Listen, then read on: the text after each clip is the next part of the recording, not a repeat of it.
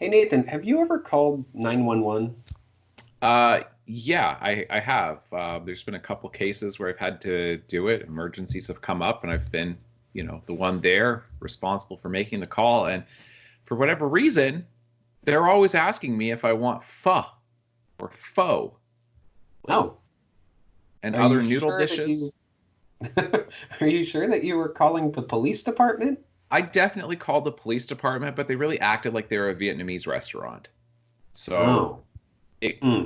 there's no way that a grown adult can possibly attempt to call the police and accidentally call a Vietnamese restaurant and not realize it, right? There's no way that could happen. Yeah, I mean, you wouldn't think so, unless, of course, the person at the Vietnamese restaurant was going along with it. Yeah, that could be it. Yeah. Maybe ultimately I'm as smart as a banker, a successful banker in Hmm. charge of orphan affairs. Right. Yeah, yeah, that could be. I mean, what a great compliment that would be. Exactly. I don't know that I'm that smart though. That seems pretty ambitious. Yeah. Oh, Mr. Poe, calling the police and it's a Vietnamese restaurant. Hello Yep. and welcome to Woeful Wednesdays. Nathan reads a series of unfortunate events. Ignore the tattoo. My name is Nathan. And I'm Tyler. And we are looking at the last five chapters of book the sixth, the Ersatz elevator. And so we are looking at chapters 9 to 13. And if you're new to the series, what we're doing is I'm reading the series for the first time. You have read the series several times before. You first read it as a middle grade reader. And so we are doing one video a week for each of the books, and we're going to read through all of them. And each book is broken up into three different parts: chapters 1 to 4, 5 to 8, and then 9 to 13. Mhm. All right. Now we do have a sponsor for today. Our sponsor is Red Herring. It's not what you think it is. Oh. Yeah. So whatever it is that you think you're getting with a red herring when you purchase it, it's not that. Hmm. How fascinating. Yeah, Yeah. I'm gonna have to yeah, try to pick me up one of those. Yeah. Like it's basically mystery meat. When you go to like the school Hmm. cafeteria and they're serving mystery meat, it's probably Yeah. a red herring. Hmm. Okay, that is fascinating. Yeah. So So great to have them as a sponsor. I know, I agree. So absolutely go to the grocery store today, folks, ask for red herring, and whatever they give you, say, that's not it. Just keep doing it. That sounds like a great plan. I promise you won't get in trouble at all. Yeah, call the police for it as well, because they That's right. they might have it. Yeah, that's right. Call it call up the police and yeah, which might accidentally be a Vietnamese restaurant and ask for the red herring. Yeah. All right, folks, I hope you enjoy. Ignore the tattoo! Nathan unfortunately reads a series of unfortunate events at an unfortunate age, which in this case is being used to indicate that he is entirely too old to be reading this for the first time. All right, so we were talking about chapters 9 to 13 in the Ersatz elevator, book the sixth. I've got plot summary duty for this week. So the where we left off, the Baudelaires, they had climbed up to the top of the elevator shaft. They get these tools from the apartment with like different fire pokers and stuff like that, heat them up in the oven, and then they descend back down into the elevator shaft. The first time they did it took them 3 hours. Who knows how long it takes them this time? But somehow these tools that they've made, like that are burning hot, that are like these makeshift or airsats welding tools, uh, Yep. have remained hot the entire time that they're descending. Nobody gets burned. Nothing bad happens. Nobody loses their grip on the airsats rope made out of ties and all these other Hmm. things that they find. So anyway, they get down there, except boom, boom, boom. The Quagmire triplets are not there at all. And then they're like, oh no, what are we going to do? What happened? So then they climb back up. So this up and down, back and forth again and again. And so they climb back up and they start doing research. They look, and Klaus gets the idea of if he looks in the catalog for the in auction that's coming up, then they can determine what um, object it is, what lot the Isadora and Duncan are going to be hidden in. And so then he finds lot 50, which is VFD, and they had already mentioned, oh no, we've got to tell you about VFD. So then Hmm. they assume that's what it's going to be, and they realize we've got it solved. So now let's go to Esme. So they go to Esme Squalor. They explain this to her. She's like, well, let's go. And then opens up the elevator, and they're like, what are you talking about? We've got to take the stairs or the banister, not the elevator. And then she pushes them. Oh my. And then they go tumbling and tumbling and tumbling for 2 black pages worth of tumbling. Yes. And there is then a miraculous net that catches them.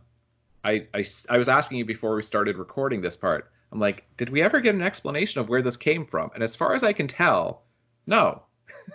Yeah, I believe there's some quick mention of Count Olaf possibly going up a ladder to install this thing. But yeah, I don't know how high up this this net is in the elevator shaft. I don't know how tall of a ladder he would need, and I also don't know how you would get a ladder into this elevator shaft. Uh-huh. So I have many questions. So he did this so that way they would be trapped halfway down. Yes. Because he didn't want them to die. He just wanted to... Okay. All right. Yeah. So anyway, they ultimately...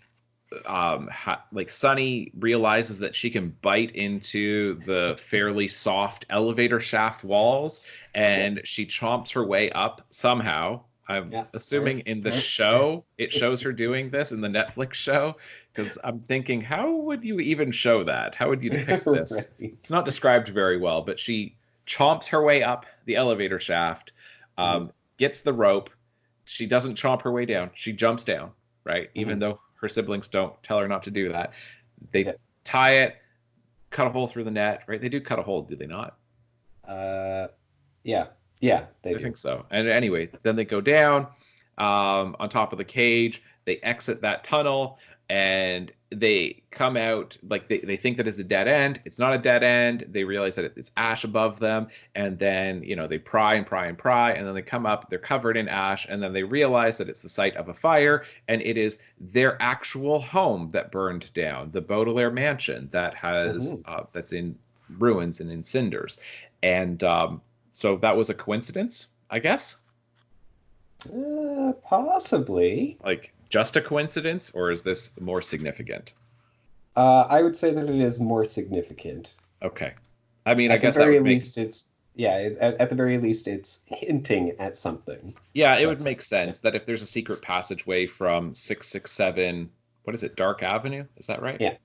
Then, and we know that Esme has been working with Olaf, then he could have gone like through that passageway to get into the mansion to then burn it down. But I don't know why that would be necessary. He could have just burned it down without doing it that way. Yeah, and Lemony Snicket does put in a note there that he has a map of the city, which includes these tunnels, including this one that connects 667 to the Baudelaire mansion. Yeah.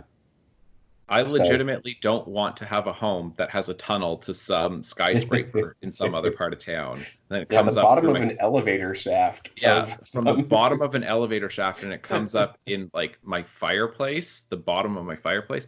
That's not a good selling feature of a home. Right. Yeah. That's a very specific buyer who would be looking for that. Yes. It kind of creeped me out, to be honest. And anyway, then they end up going to Veblen Hall. I don't know how to pronounce it, but they go there. Veblen. I don't know. Okay. While the auction is going on, and ultimately, like they see all the things being auctioned off. Mr. Poe happens to be there. He cut his helicopter trip short, looking for the Quagmires, because he's got it on good authority that they're now working in a glue factory. But that's not urgent to go and rescue these kids from working in a glue factory, and considering that they're orphans who have now been kidnapped. He's got time to stop in at the auction and get some very in things. Well, his wife wants, to be in. Right. And Mr. Poe is very much a frame narrative with these books more than anything else. He's there at the beginning and he's there at the end. And there has to be some kind of contrived scenario in which he always ends up there at the end. And so that's how he ends up there this time. And they auction off the items. It like I think is it 48 or 47 or 46, something like that. It's just a few before 50.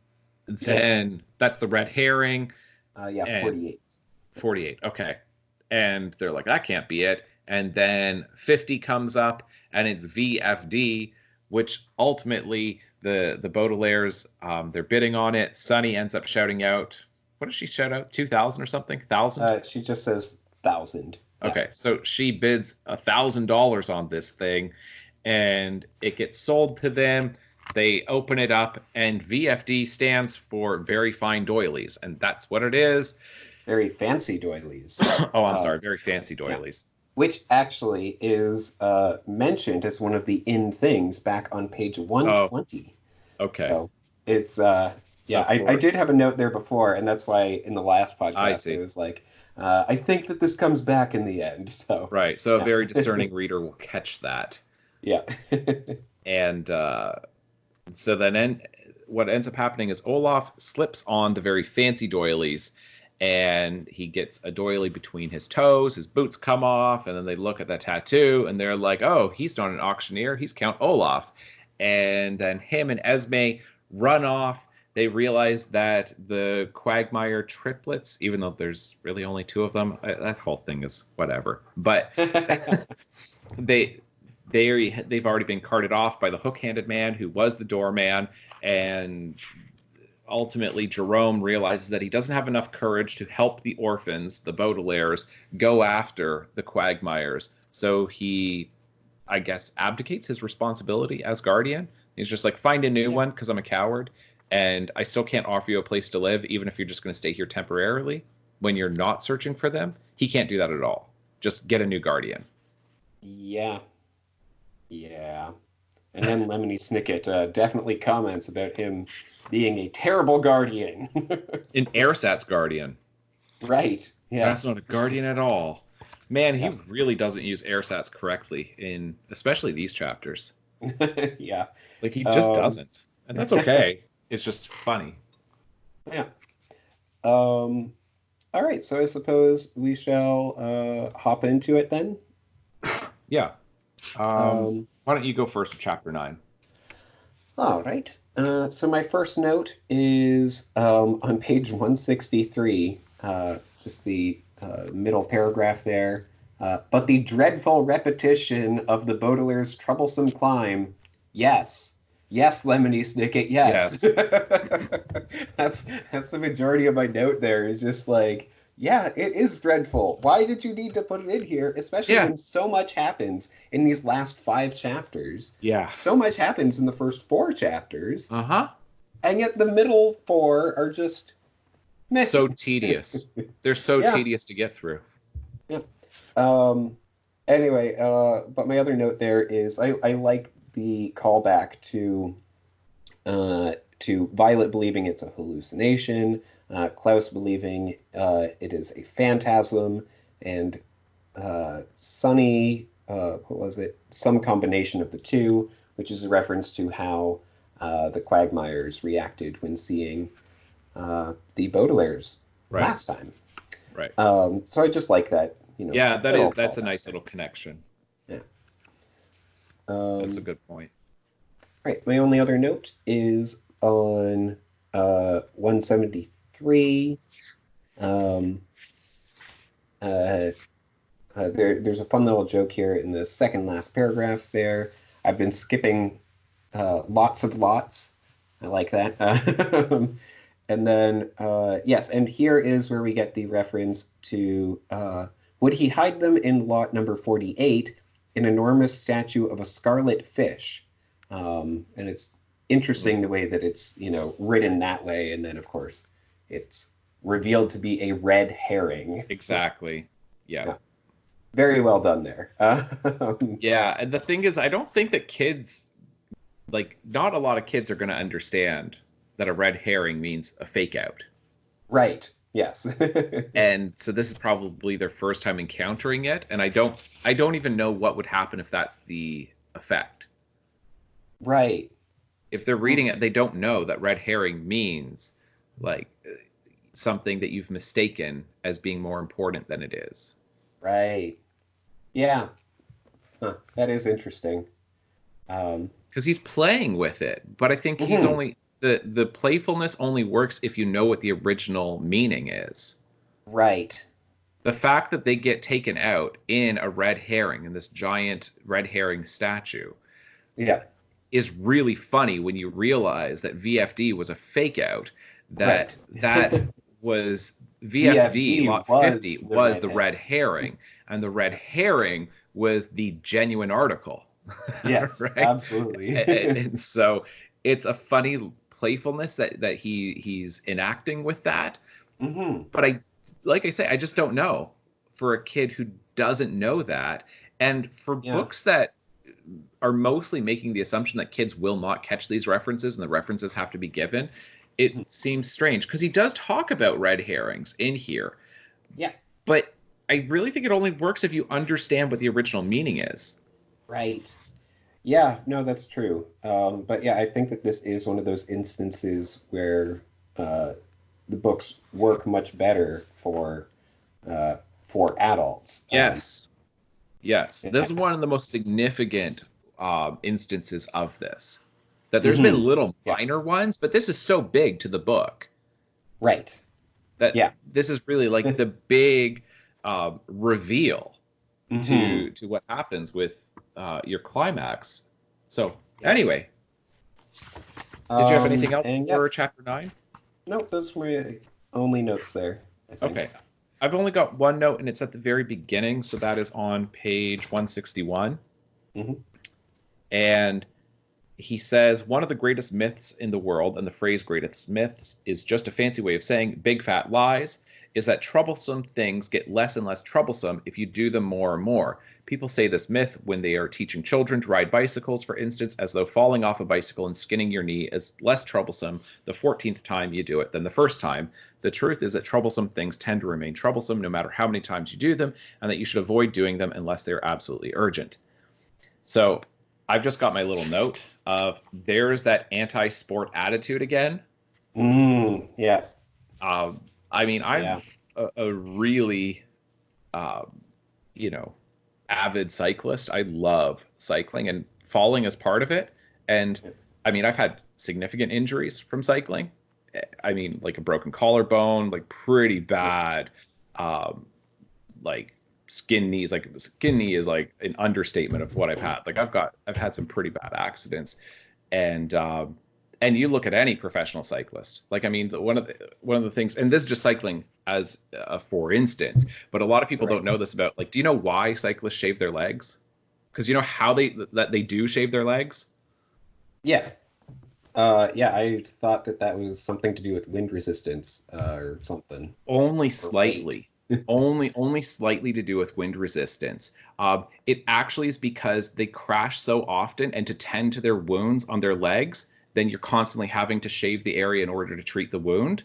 And so it's Mm, just easier if their legs are already like ready to go for treatment. Like gotcha. it ends up being what seems like such a like feminine thing of like we associate shaving your legs as being feminine, or you know what I mean, we're like, oh, Yeah. that's such a girly thing to do.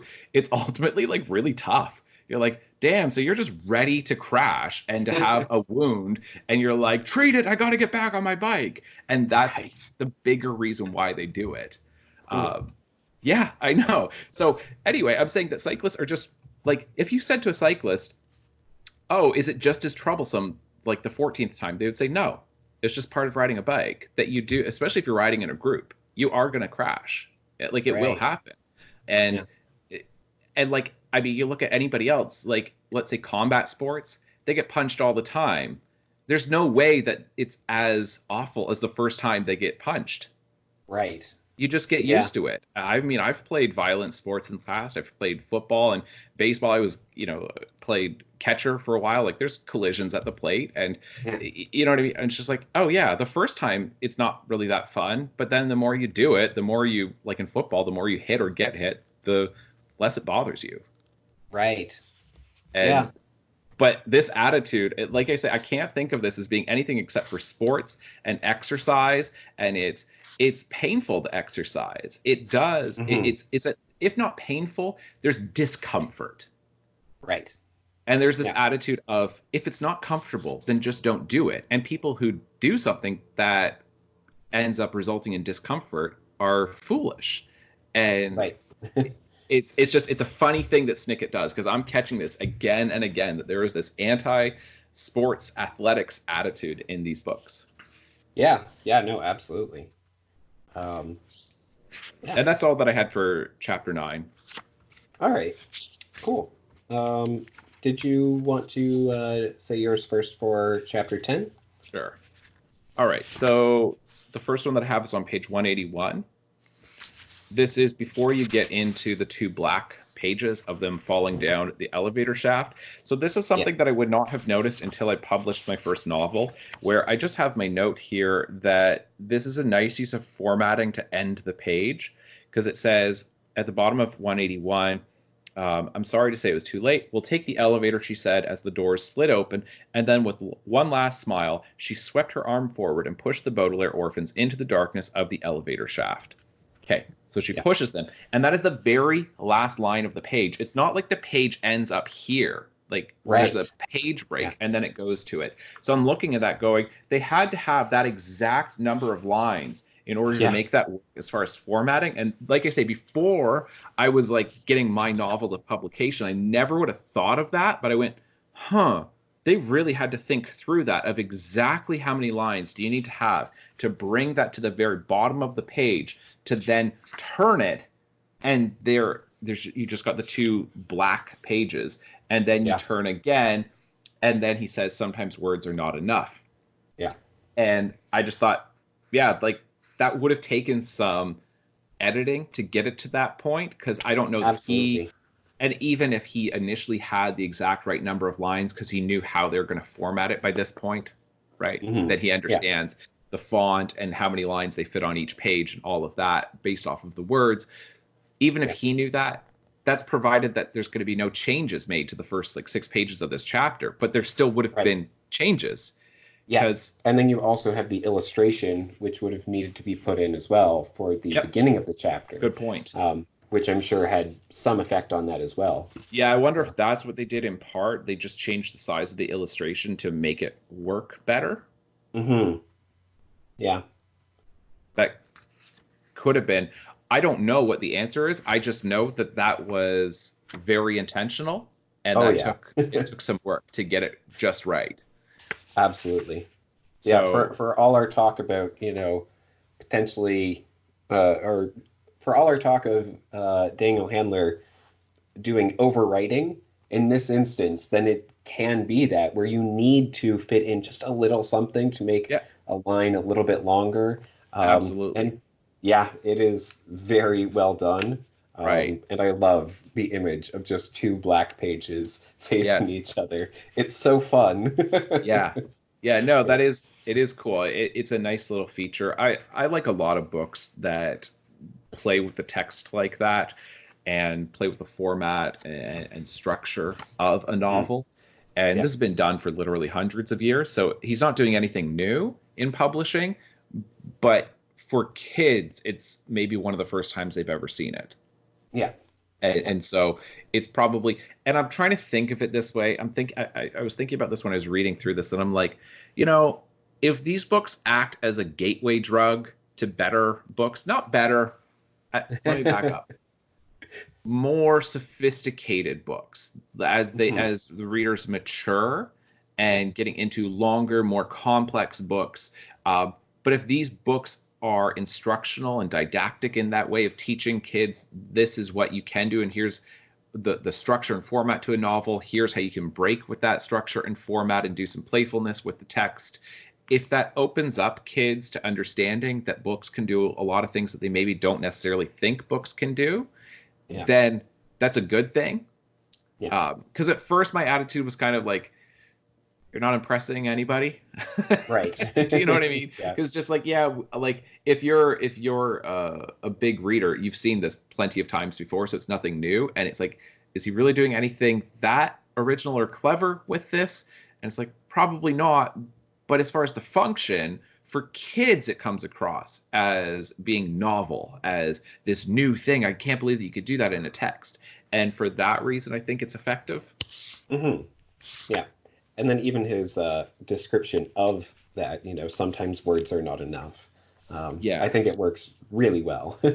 And that's such a writer thing to do, of saying words are insufficient, so let me now Yes. provide 2 pages trying to explain how they're insufficient. And Right. ultimately, if he's successful in describing how they're insufficient, then congratulations, you pulled it off, you're a great writer. And if not, he already had his little apology at the beginning of saying, hey, this is an impossible thing to do, words can't describe it. And then he's like, I'm going Yeah. to try to describe it for 2 pages. And if people get to the end of that, they're like, wow, you described it so well. It's like, I guess I just did the impossible task. It's like, it was only impossible because you said that it was impossible.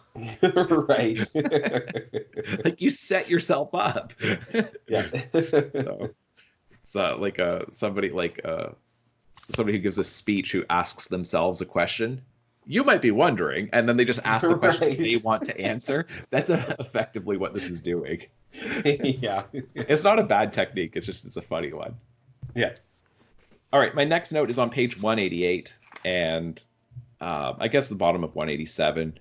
This is Esme who's speaking. She says, but I want to steal from you. Esme said, I want to steal from you the way Beatrice stole from me. What are you talking about? Klaus asked.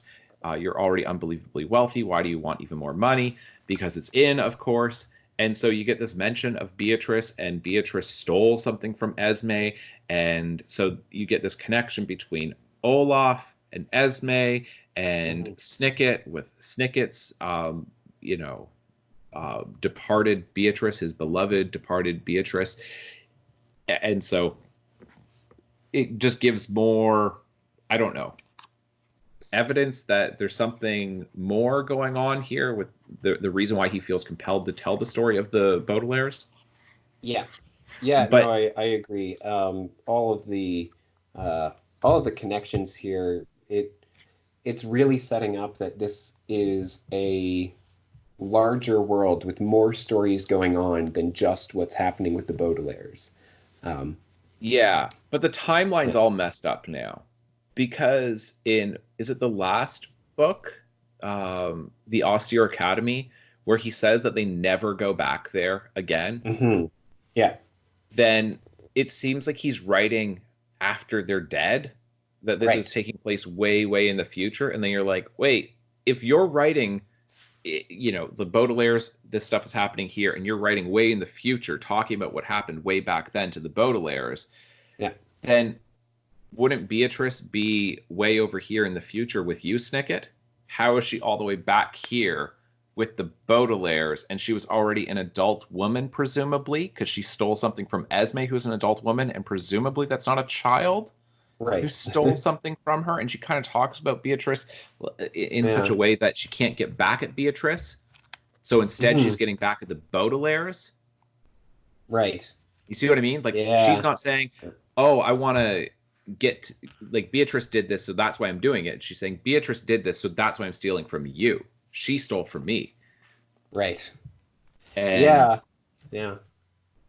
yeah, so I don't know. I don't know what's the timeline, just seems really messed up. Hmm. Yeah, no, I think that's fair. And I do think that things become a little bit more clear later on. Okay. Um, but yeah, no, it's such an odd moment there of just Yeah. yeah, what does Beatrice have to do with any of this? And yeah. It just seems that Beatrice must have something to do with the Baudelaires. And Hmm. then she can't get at Beatrice anymore. But like, do we have a name of the deceased parents for the Baudelaires? Do we ever Mm, get their names? mm, no, not mentioned in any of the books that we've read so far. Yeah. So is Beatrice their mom? Hmm, Now she's dead. that's interesting. And then she's trying to get back at Beatrice by getting to Beatrice's children, stealing from them, because Beatrice stole Hmm. something from her. Because maybe Esme was interested in their dad. but then Beatrice goes and marries their dad, and then Snicket is devastated because Beatrice married somebody else. Because doesn't he say that about her going off and being with somebody else? Yeah, yeah, he does. Yeah. Does it answer these questions? Like, because you seem to be Uh, genuinely puzzled by this. it answers some questions. And I don't, yeah, I don't have a perfect memory of everything, Right. but I know that, Right. like the Beatrice letters probably goes more in depth with that, which I have not read. Hmm. Um, and yeah, stuff like that. But yeah, I think you are onto something there. Yeah. Okay. All right. Then page 199, or I guess the bottom of 198, getting into 199. So from the bottom of 198, then Klaus says, "What can I do?" Klaus asked. "You can pray this works," Violet said, but the Baudelaire sisters were so quick with their tasks that there was no time for even the shortest of religious ceremonies. In a matter of moments, Violet had attached the rope to the peg, etc. Right? And Mhm. then I said, religion in this community. This seems to be the first mention of religion in this community at all. There's really, I don't know if we've had mention even of a church before. Yeah. Yeah, not that I can recall. So I've got Um, a couple like thoughts on this mhm, because on the one hand, I'm like, it seems like it's a secular society, and certainly his description of prayer is now, I'm not saying this is necessarily Handler, but Snicket's mhm. description of prayer is pathetic and wrong. Yeah, Prayer is not a religious ceremony. right. Yeah. I mean, I could say this at the very least for Protestants. I don't know about um, other religions how they would view prayer, but I know Protestants for sure would say it absolutely is not a religious ceremony. That Yeah. that is just the ceremonial aspect and the religious aspect of it. Like, no, Yeah. that's not it. If you're doing it ceremonially or if you're doing it religiously, then you're doing it wrong. Like legitimately, that is like Yeah. the antithesis of what prayer is. It is not supposed to be a religious ceremony. It is supposed to Yeah. be sincere and authentic and spontaneous and Yeah. not ritualistic. And so Snicket at the very least doesn't understand Protestantism and how prayer would function within Protestantism. But there seems to be, I'm like, it's so strange that this seems to be a community with no religion at all, and then you get this strange mention of it.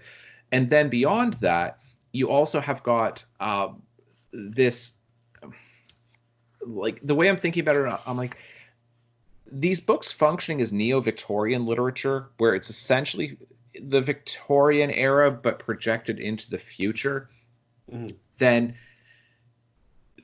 churches historically were the organizations that took care of orphans. That Mm, orphanages were run by churches. right. And Yeah. then eventually the state took over. And these books seem to be presenting a community where there is no religion, there are no churches. So there's the Baudelaires, they have no church that's taking care of them. No church even offers to take care of these children in any way. Yeah. But there's really no government program that's taking care of them. There's no Mhm. social workers, there's no foster care, Yeah. there's none of these things. There's not even like a state run, um, you know, orphanage. Orphanage. Um, Yeah. and so it's such a weird setting that we have. It's Mhm. not the government that has taken over the role that religion historically has occupied in the West. Like that, at least the church has historically occupied in the West, and we don't have churches either. So then it ends up with this situation of Mr. Poe, a banker, is somehow in charge of this, and that's the best they've got, and he's terrible at this. I don't Yes. even know what to do with it other than just going, what a weird community, what a weird world these books are taking place within. Yeah, I suppose you could do a reading of it as a commentary on the uh, the, the like on commercialism, on uh, capitalism, Yes. um, where it's, this is a world in which money rules everything, so the banker is in charge. Yes, Um, yeah, uh, that you which can't. I think, yeah, you would be able to write on that, I'm sure, Yeah. but I haven't thought about it enough to, have any solid thoughts on that. No, I agree with you. I think that that's really it. That seems to be one reading of this. It is almost a capitalist, like a critique of capitalism itself, saying in a purely capitalistic society, then there is no role for the government, like for tax dollars to be taking care of orphans. And it's also a secular society. So there's no religion. The government can't do this. So you just allow the free market to do this. And you basically want to make money from this in some way. And presumably Mr. Poe is making money because he's just been promoted to being in charge of like orphan Right. affairs at the bank, and so that he's got to be making money somehow because it's a promotion and he's getting Yeah. paid to do this. So he's probably taking it from their estate, all of these different orphans that he's taking care of, and that's Yeah. how they're turning a profit on this. But the government is supposed to be non-profit, that it's not making a profit off of taking care of orphans. The church is Right. supposed to be not a not-for-profit, that it's not making money from taking care of orphans. So then it does seem to be maybe that this is a criticism of a almost like a libertarian approach to economics. Right. Yeah. Yeah. It's very interesting. And also have that whole thing with Sir and the lumber Yes. mill that he runs and the way that he runs Yes. it. So yeah. Yeah. Somebody go write that essay because I think that there's like legitimately in Yeah. children's lit. If I ever have enough time, maybe I'll try to write that and get it submitted somewhere because there's something going on here in these books with that. Yeah, for sure. All right. Um, Page 202 is my last note for chapter 10. Sorry, I'm yeah, taking so long with this one. yeah, no worries. All right. And so this is a really brief note. It says in the middle of this page, as they took one cautious step after another, the Baudelaire orphans needed to be as long-handed as possible for the element of surprise that was waiting for them when the dark hallway came to an end, because it talks about being short-handed on the Right. previous page, a word here which means unprepared, right? Like, oh, we're a bit short-handed here, but then they've got Yeah. the pokers, so it ultimately makes them long-handed. And I just Yeah. wrote down, like, LOL, what a dad joke. Right. Because that really is a dad joke. That's not the only time that I've got Absolutely. that comment in here, but I realized that's how you can describe a lot of these Snicket jokes as being Yes. these really bad puns. Yes. Oh man, that is yeah, that's such a great way of phrasing it. Because I Yeah, often because I love that style of humor. right. And I really enjoy making those jokes and I always joke that it's like, yeah, see, I was meant to be a dad then. Right, exactly. Uh, Look at my yeah. terrible sense of humor. Yeah. Yeah, no, that is really, really great. And I did have the same uh comment there. Right. Like it legitimately made me laugh, but I'm just like, that's such a dad Yeah. joke. Absolutely. All right. So let me see. On page 186, um, then then we get this whole. I really like the reveal of Esme being, Yeah. terrible, like working with Yes. Olaf. It's such a great twist. And It again, is. it's um, uh, these books, like 4, 5, and 6, all have this interesting twist on guardianship. And this one in particular is just like, oh man, okay, that's legitimately really, really good. And I was surprised. I gotta admit that, like, I mean, I saw where it was going when she goes towards the elevator shaft. I'm Right. going, oh, Yeah. okay, like she's really sinister here. But Yeah. I didn't, I just thought that she was just regular, ignorant, and incompetent, like all the other adults, and not Hmm. sinister Right. until that Yeah. moment. Yeah. Yeah. No, absolutely. Yeah, and we had talked before about, the net being put up and what time that would have been done and whatever. Um, but clearly the plan was that when Esme was going to take them to the auction, then like on her way, then she would just push them down regardless. So it's interesting that they kind of just you know, uh, moved her plans up a little bit Right. by talking to her about all of this. Right. Good point. But yeah. Um, yeah, and oh my goodness. Okay, so she is an actor. Um, and Olaf is her former acting teacher, and he Hmm. will finally get his hands on not one, but two enormous fortunes. Um, and yeah, the interesting thing I think is that Esme seems to be a better actor than Olaf is. Right. Um, uh, yeah, but it's also I still don't know how Olaf was planning on actually getting the fortunes from either of these sets of children. No, that's not clear at all. And as far as this, like, what a commitment to a plan. She's literally like, plan, what does it end up being? Like G or H? Right. And it's like part of the plan. And this wasn't like an easy thing to do. It's like, all right, I don't know if we're ever going to get there. You're going to be plan six, right? Right. And we might not ever get there because if plan A works, then forget about this. But what I need you to do is I need you to meet this dude, to marry him, to pretend to be a good spouse to him, potentially for years while all of this is Yeah. going on. And then ultimately, I might put you in charge of being a guardian of these children. And then I need you to then throw them into an elevator shaft while I like auction off these other children.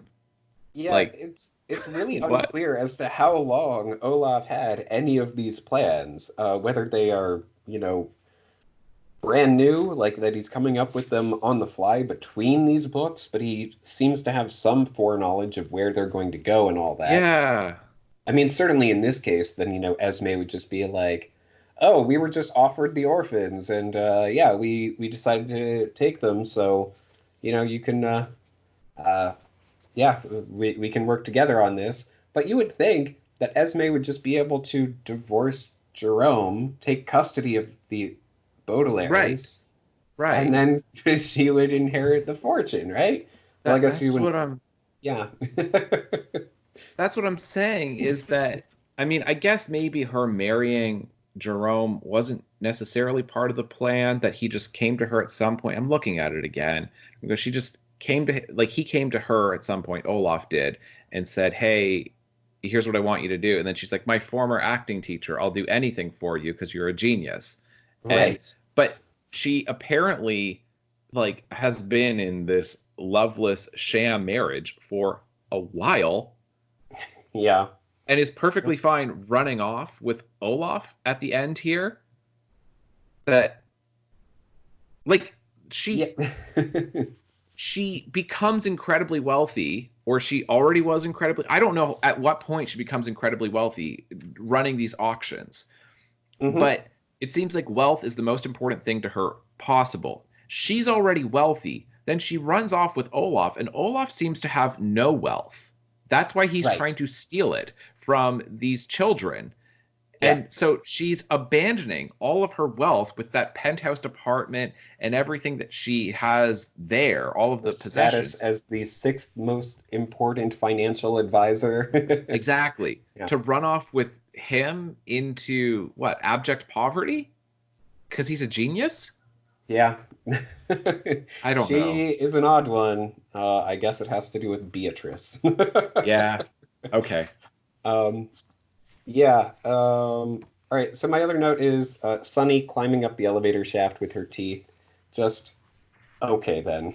The fact that the walls are soft enough that her teeth go in there, Yeah. and everything. Yeah, the idea of her like biting in with one side of her face and then swinging her body up on her teeth to then dig in the other side of her mouth. Like, okay, I Yeah. had forgotten about that. Yeah. It's so weird. It's just kind of like, okay. Same thing when she was sword fighting with her Yeah. face Right. in the Yeah. miserable mill. I'm just like, okay. Yeah, but I will say, page 194, that illustration there, That could be straight out of a horror film. I just think that is really, really great. Yeah, it's She pretty looks good. so menacing Yeah, she with does. the sharp teeth there and Even her just nails are crawling out sharp. of this elevator shaft. Yeah, yeah, and her nails are sharp, and the checkered floor, like from Twin Yeah. Peaks. It's pretty good. Yeah, no, absolutely. All right, and uh, oh, my last note is on page 199, um, about halfway down that paragraph. I can't believe we're climbing down this passageway again, Violet said. I just immediately thought, yep, you and me both. Exactly. That's the thing. Yeah, you and every reader.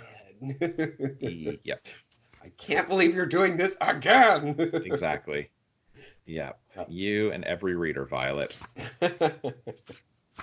Okay, why don't you go first with chapter 11? I've only got one note, and it's a very brief one. Okay. First note is this whole discussion of uh, the French cul-de-sac on the very first page, 203 into Mm. 204. Um, and yeah, just his definition of cul-de-sac, like he couldn't look up what cul-de-sac actually translates to, but he assumes that it means at the end of the dark hallway, the Baudelaire children found uh, in In a the sort. assortment of mysterious that's his yeah, that's his definition of cul-de-sac is an assortment of mysterious circumstances. I was like, okay, you're not even close this time. Yeah, but then you end up getting the definition of cul-de-sac, but he doesn't even know that that's what it is, right? Hmm. It's on page 206.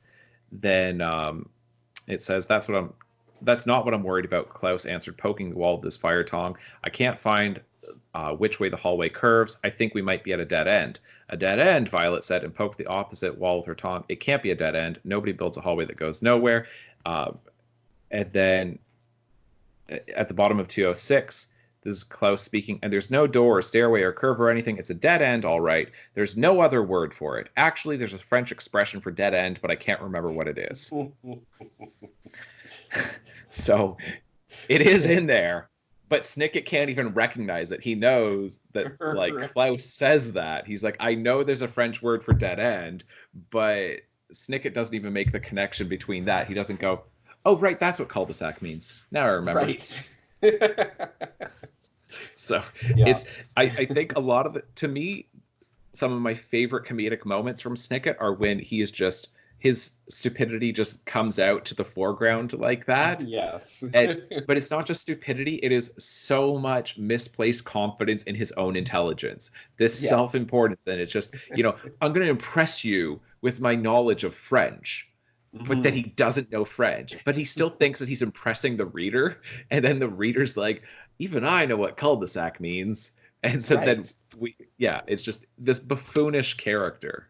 Yeah. Yeah, and I also like this whole discussion of cul-de-sac because, of course, that's a style of street that's, in the suburbs uh, often is the case. And so it's interesting that, they do appear, um, they reach a cul-de-sac and then come out into this mansion, Oh, which yes. could be in a cul-de-sac. So it's Good got point. it's interesting, this interesting dual meaning there. Yes. And he doesn't seem to know what either one is. Right. Right. That is a good point. I like that. Yeah, you're right. There is that double meaning to it. Yeah. All right. Next was on page 211. Um, uh, oh yes, the very bottom of 211. After they pried this whole thing open, the time was ripe for your inventing skills, Klaus cried. The solution was right on the tip of our tongs. Yep. I'm just like, brilliant.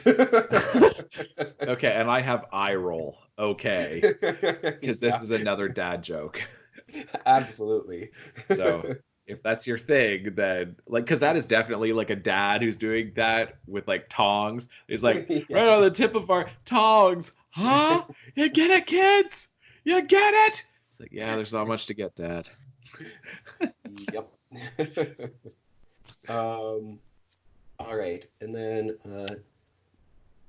on page 213, we do get this whole description of this map that Snicket has hidden away inside a box within another box that he often looks at and studies. And um, yeah, he writes, the map has every single detail of the city written down in dark blue ink, with measurements of buildings and sketches of costumes and charts of changes in the weather, all added in the margins by the map's 12 previous owners, all of whom are now dead.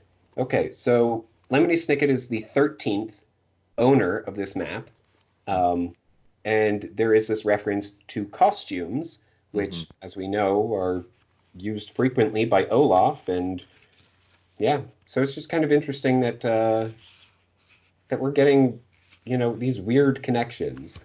Yes, Yeah. agreed, agreed. Um, and then my last uh, point is just on 216. The surprise of them being um, in the Baudelaire ruins, Mm, um, I think is really it comes almost out of nowhere. Like, it does. you don't know that that's where they're going at all, and then it's just No, like, what? They're back in the Baudelaire ruins? How is this connected to everything? Why is there this passageway? It's asking all these questions that seem trivial. Um, yeah. and I think that that's really why there's the whole prequel series called All the Wrong Questions, and I'm Hmm. hoping that it answers some of the questions that you know are uh, are introduced in these books that don't have answers. Um, Right. that it's like, well, those questions weren't important to the main story. And I'm not saying necessarily that this is one of them, but there are certainly some questions in these books where you don't get an answer to them, and you're just like, but I want the answer. And it's like, well, that's not important to this story of the Baudelaires. Right. So, Right. Absolutely. And this is one of those instances where, because the surprise genuinely works, I think, for most readers, mhm. because unlike the other twists that he might have in a story, the twists to me, like they're not even meant to be effective because there's so much overt foreshadowing where it's not even foreshadowing, because foreshadowing tends to be subtle, but he'll just like overtly say, you know, Yeah. but the Quagmires were like are going to get captured. Do you know what I Right. mean? Like, or Yeah. the quiet, like he, Or the Baudelaires had no idea how close the Quagmires actually were, that they were right? actually inside Dark Avenue this whole time. You Yes, know? exactly. That a Yeah. lot of those don't work because it's just so in your face of Yeah. I'm going to surprise you with this twist to these characters because of this event. But this Mhm. one, there is no foreshadowing. So it ends up being a legitimate, whoa, that was cool. That came out of nowhere. Yeah. Yeah. There's that, and there's the twist of Esme, both within these 5 chapters, and they both Yeah. work so well. Um, Yeah, it's hard to yeah. believe that this is the same book as what we just had with chapters, 5 to 8. Right. Yep. All right. So those were my only notes for chapter 11. Um, Okay. And I just had the one, but you had already mentioned it. It was the solution was right on the tip of our tongs. okay. Yeah. All right. Uh, I guess I'll go next then with chapter 12. I've mhm. got two notes in this. So, first of all, on page 232, this is just, I've just got the section marked where the red herring gets described as a scarlet herring. Right, the doorman was Yes. struggling past the children with his scarlet herring when Jerome tapped him on the shoulder. Come meet Mr. Poe, he said.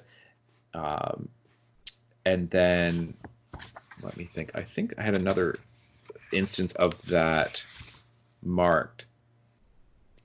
And so, yeah, just at the end of the chapter on page 242, at the top of the page, it says a red herring, of course, is a type of fish, but it is also an expression that means a distracting and misleading clue. So I guess he does give, like, he legitimately, he is giving the real definition. Um, Yeah. but most of the time when he gives the real definition, he It's then not. gives no, like, because like sometimes he'll say that he's giving the definition, but it's not the definition. But other times Right. he'll give the definition and then he'll give illustrations. And usually the Right. first couple are good examples and the last one's just ridiculous. Yeah. But this one, there's no illustrations of it other than what we just saw. And so I Hmm. still wonder how well that would work for a reader who doesn't know. Like if you're 10 years old, 9 or 10 years old, you're reading this for the first time, you've never heard the expression red herring before, and you just have this. A red herring, of course, is a type of fish, but it's also an expression that means a distracting and misleading clue. Like you'd have to Hmm. linger on that a little bit to say, wait, so what does that Yeah. mean? So if somebody says something is a red herring, that means it's a distracting and misleading clue, that it's not the thing that you think that it is. Like it just seems very I don't know, un um Unsnicket like. yeah, Yeah. yeah, exactly. And then yeah, you have the rest of the explanation there of Gunther had used the initials VFD on the box to mislead the Baudelaires into thinking that their friends were trapped inside. And so did we ever get their understanding of what VFD was supposed to stand for? No. Nope. And the Quagmires just told them VFD is significant. Yeah. So Okay, far. yeah. And they got cut off once again in this book. Well, they didn't get Um, cut off. They, like, you know what um, I mean? yeah, yeah, but Like, it's just there's time to say it. It's yeah, just not being said. right. Yeah, that's all that I had for Yeah. chapter 12. Uh, okay. Uh, so I did have a couple notes on 237. This is the only. This is a great instance of where we actually do get commentary about, um, all this in stuff, all the trends and whatever. Just toward the top of the page, Jerome shook his head. Someday you'll understand, he said. It's not worth it to spend money on silly in things.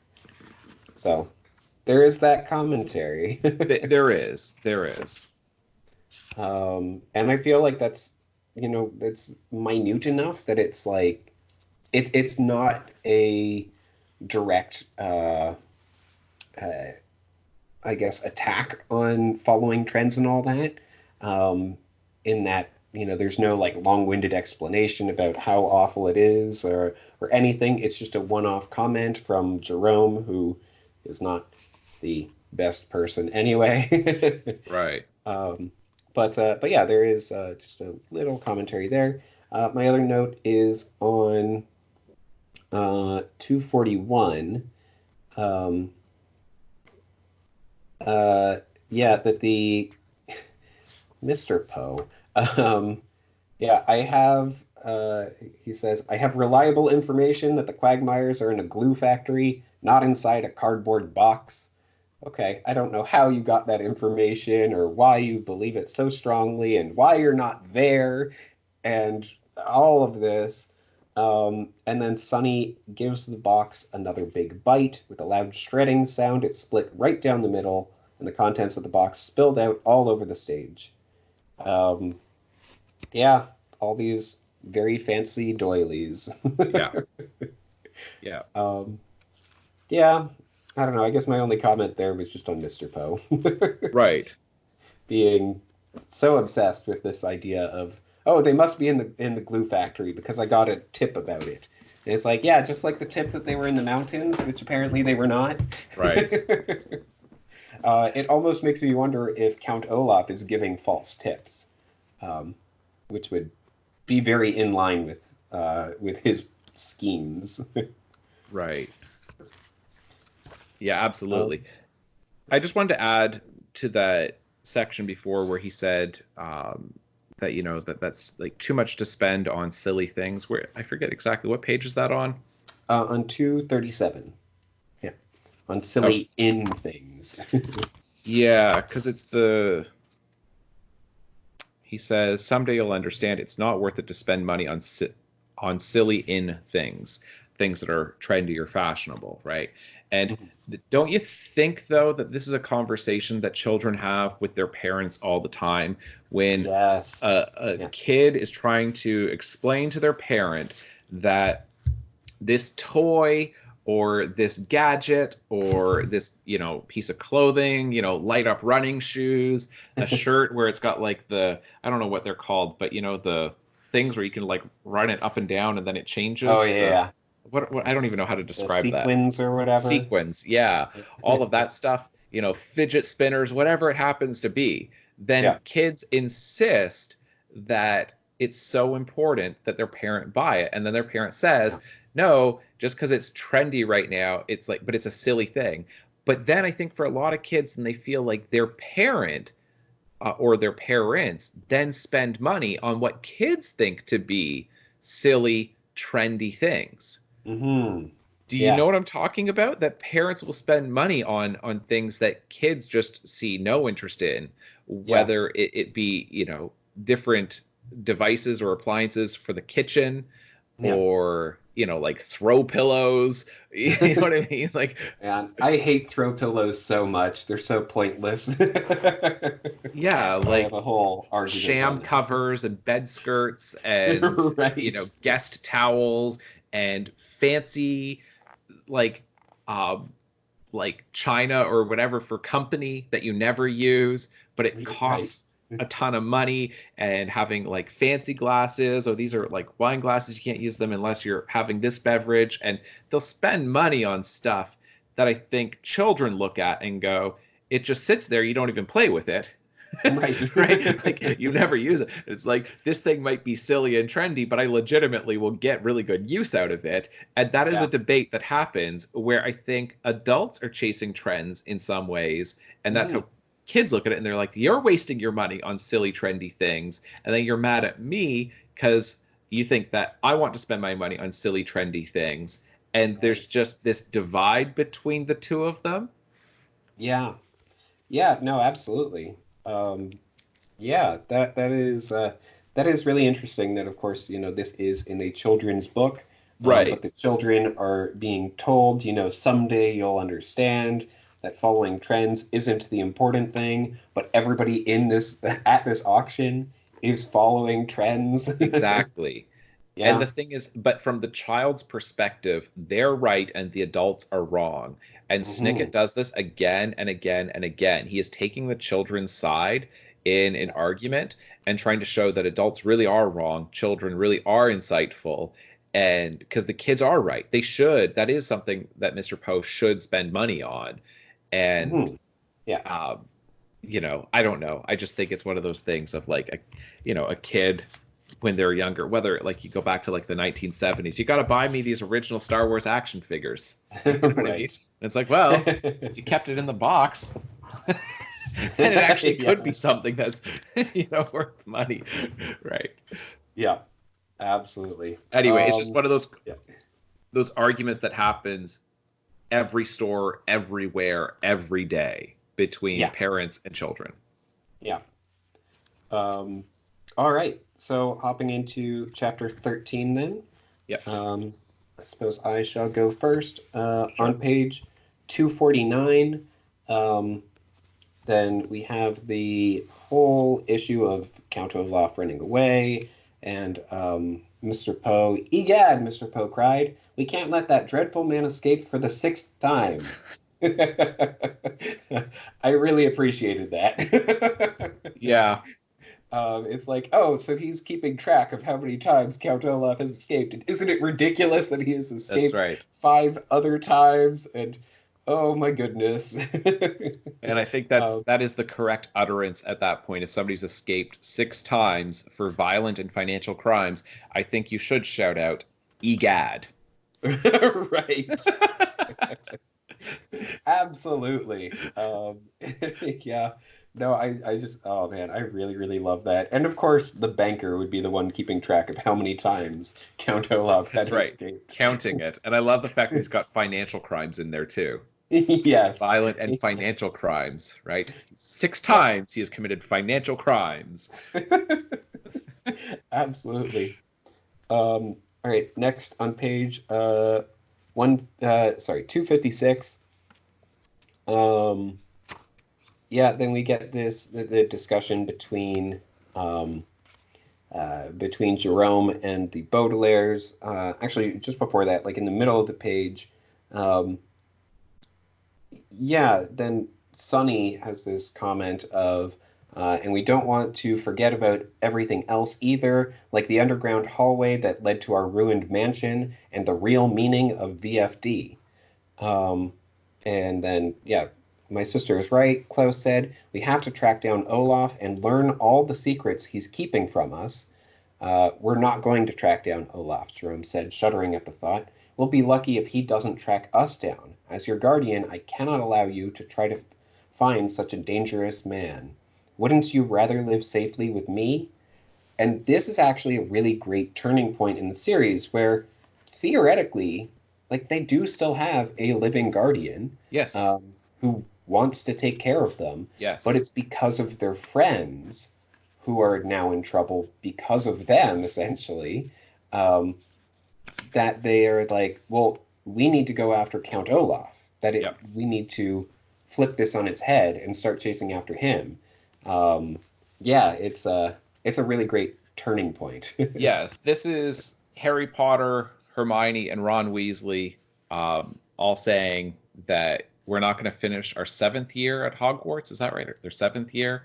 We're going to Yeah. go after Voldemort instead. Yeah. Right. It to me, Yeah. it feels very much like that. Yeah. Which No, it's not a absolutely. criticism. I'm just saying that's, and Yeah. I guess this I even came out before that. yeah, I believe so. Yeah. So, all right, Yeah. J.K. Rowling, maybe it went the other way. Now that I think Right. about it, but they're reminiscent of each other. Yeah. Um, yeah. And so then my last note is on page 259. Um, I really love this comment, just this whole paragraph essentially, but um, within there, they were smiling because they didn't think Violet's inventing skills would fail any more than Klaus's research skills would fail or Sunny's teeth would fail. Yes, they'd never fail, apparently. Right. Um, but the children also knew that they wouldn't fail each other, as Jerome had failed them, and as Mr. Poe was failing them now, as he dialed the wrong number and was talking to a Vietnamese restaurant instead of the police. Not called a Vietnamese restaurant instead of the police. Talking to, like he continues to That's the do good it. point. Yes. That to me is what just it's like, oh well, since I have you on the phone, Right. might as well start Yes. making dinner plans. Yeah. It kind of reminds me of that Seinfeld gag of like, oh, well, what number did you call? Oh, they hung up. Okay. And then they call immediately back, and he's like, well, that's why I asked what number you called, That's so that I right. could, That's tell you if right. you called the wrong number or if you misdialed. Exactly. Um, yeah, no, that's stupid Mr. Poe. Yes. Did you want to finish that section? Uh, yeah, sure. No matter how many misfortunes had befallen them, and no matter how many ersatz things they would encounter in the future, the Baudelaire orphans knew they could rely on each other for the rest of their lives, and this, at least, felt like the one thing in the world that was true. Um, but yeah, it's a very nice ending, but ersatz again is Yes. okay. I mean, I suppose they will see things, have things that they experience that are airsets, but I don't think that's the word you want to use there. No. I almost feel like that might have been one of the original versions of this would have had it be called the evil elevator or something, and Mm, then that line would be the many evil things that they would encounter, but for whatever mm, reason, then the publishing industry or whatever would have yes. requested that he changed it. It could Um, be. yeah, That's a and good then point. he put in this whole thing about airsats within his revisions. Yes. So. Yeah. That Yeah, absolutely that's could the be. only incident that made me think like, oh, well, maybe, airsats is an airsats word Right. within the books. Because he's definitely using it wrong. And so the misuse of the word would be an ersatz use of it. Yes, yeah. So maybe it is this clever little ironic thing that he's doing. Yeah, yeah, Maybe. maybe. Um, I've only got one note with this chapter, and so that's that part that you just read, and I just wrote down that it's so sentimental. And if you go back to 252, then this is where I kind of roll my eyes like at these books and what Snicket is trying to do, because the middle of 252, the second sentence, or I guess the third sentence of that middle paragraph, where he says, "The orphans race down the steps of the hall, and once again you may find it more pleasant to put down this book and close your eyes and imagine a better ending to this tale than the one that I must write." And then he says, "Oh, here's all these other like ways that you could imagine it." And then on the next page, then he continues on with this, and yeah, but basically, regretfully, mournfully, he has to give this awful ending. And he does this again and again in these books. And then he gives like the sweetest, most saccharine ending that you can possibly give. And you're like, that's not a sad ending. Right. You just said it's going to be this devastating ending.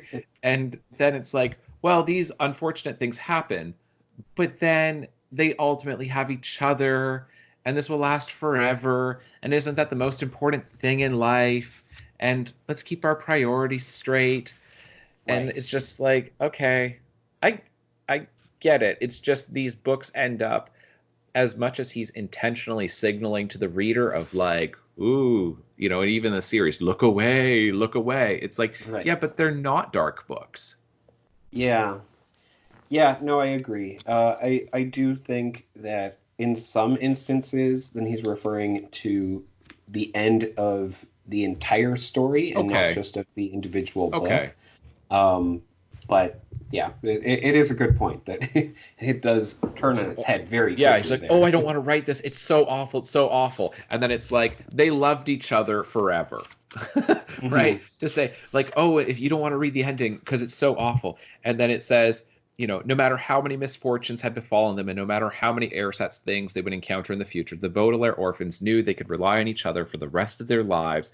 And this at least felt like one thing in the world that was true. Yeah, Oh. And yeah. it's like, that was the ending you were Um, scared to write? right. Yeah. What's a good ending then? Like, if Yeah. that's what you think is bad, then yeah. Oh, the worst Yeah. thing happened. They had each other forever. Like they could take care Yeah. of each other. Yeah. But yeah, I don't really have much to say beyond that. It's an interesting book. The middle section, boy, is that a saggy middle section to this book. Um, Hmm. it is.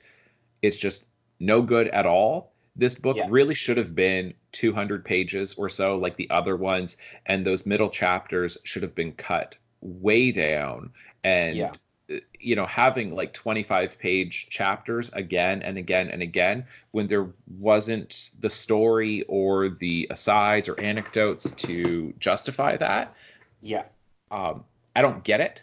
I don't know why this happened with this book. Yeah. Yeah, I believe I wrote a fun little description for last week's podcast. People can go back and read that. But yeah, basically, the story did not really elevate itself at all between the first four to the last, or to the next four chapters. And yeah, really could have used an elevator. Yep. Yeah, Yeah, I like that. That's a fun little yeah, play on it because this book absolutely. I mean, that's how it feels. Like this is like, why would you ever want to live in you know, the penthouse of a skyscraper if it doesn't have an elevator? That sounds really tedious and uncomfortable to climb those stairs up and down mhm, again and again and again. yeah, And that's what it's like reading this book. It is tedious and it is not comfortable with how much wasted time, like, yeah, you know what I mean? It's just how many tedious moments you have in it. And yeah. the first third and the last third are pretty strong. They're Oh fun. yeah, They're fun yeah, chapters. It's just yeah, that middle, that soggy middle to this book. hmm, That's just, it's mushy. It's just, it's not strong writing. yeah, It's it's weak writing. And anyway, so like, and speaking of soggy and mushy, we've got the letter at the end to the kind Yes. editor that the paper is sopping wet. Hmm. But we're moving on to the Vile Village. Hmm. Yes. Yeah, and in the letter to his editor, then he does put this interesting thing, a chart of the migration paths of the VFD crows. Right. So the mystery of VFD continues. Yeah, I mean, Um, I've got an idea, I've got a guess, but I don't think I'm right. mm. Um, yeah, so that's oh man, I actually really want to hear your idea for what it is now. Venereal freaking disease. I don't think I'm right, but VD, what could be worse than VD? Venereal freaking disease. The really bad kind. Oh goodness. Is that what it is? Am I right? I don't believe so. Ah, nuts. I was sure I Um, had it. yeah. Yeah, but I did want to mention, so it is interesting with 667 Dark Avenue that that there were two different elevator shafts. Yeah, that's a hard one to And say. yeah. And so the one elevator would stop on every floor. The other elevator, the shaft, is completely empty, which seems to imply that there was never an elevator there. Um, Yeah. but the elevators were said to anyway. So wouldn't they take all the components out? And so it's really interesting that this passage, which leads to the Baudelaire mansion, would be connected to the penthouse of 667 Dark Avenue. Nobody else would have access to that elevator. Nobody would have any purpose of going up to the penthouse just to take that elevator. So, Right. yeah. Yeah, yeah, you're right. Because of the way it gets described, then I guess I just assumed, and I was not thinking clearly, that I just assumed that it opened up into the lobby as well. Mm, But there is no mention that there's doors that go to the lobby. There's just the right. passageway that goes out. So yeah, Yeah, well, presumably, specifically, then Klaus, realizes that the second set of elevator doors on the penthouse floor has to be something weird because there is only one set of elevator doors on the lobby, right. or in the lobby. So, yeah. Right, I missed that. I thought he had just said like on the other floors, but I didn't catch that it wasn't because I know that there's express elevators in Mm, skyscrapers right. Yeah. that they'll just skip a whole bunch of floors, um, and so that's why I assumed that it was just something like that. But you are Mhm. right that because yeah, it does then connect presumably just to their mansion, the Baudelaire mansion. Yeah, it seems to be because they reached a dead end and they didn't seem to indicate that they had missed anything along the way there. So, yeah. Does this come up later on? I believe so. Okay. Yeah. Because yeah, that seems too significant for it to not return. Hmm. It is, yeah, there are so many reasons why I do really enjoy the Ersatz elevator Mm. within the series, but it is, yeah, definitely that middle section is no bueno. Right? No bueno. So we are almost halfway through the project Hmm. because Yeah, we are now moving on to book seven or yeah. book the seventh. And so there's 13. So once we're halfway through that, then we are officially halfway through this project. So for anybody who is, watching and following along with us, and I hope that you're enjoying it and keep going because we're going to keep going to the end of the series and we're getting there. We're basically at the halfway point.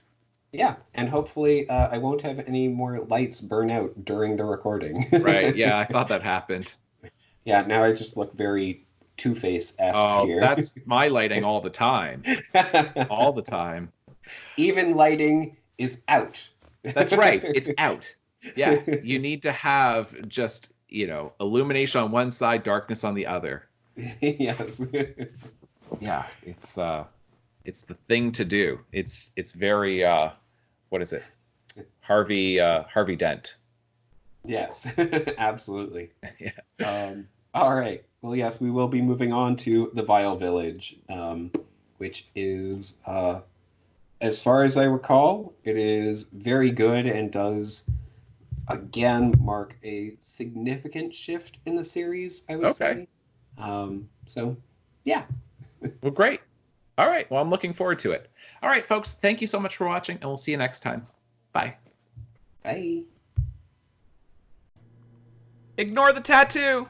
A phrase here which means like, comment, subscribe, and share this podcast across the web. That may seem like a strange definition, but in this context, it is entirely accurate.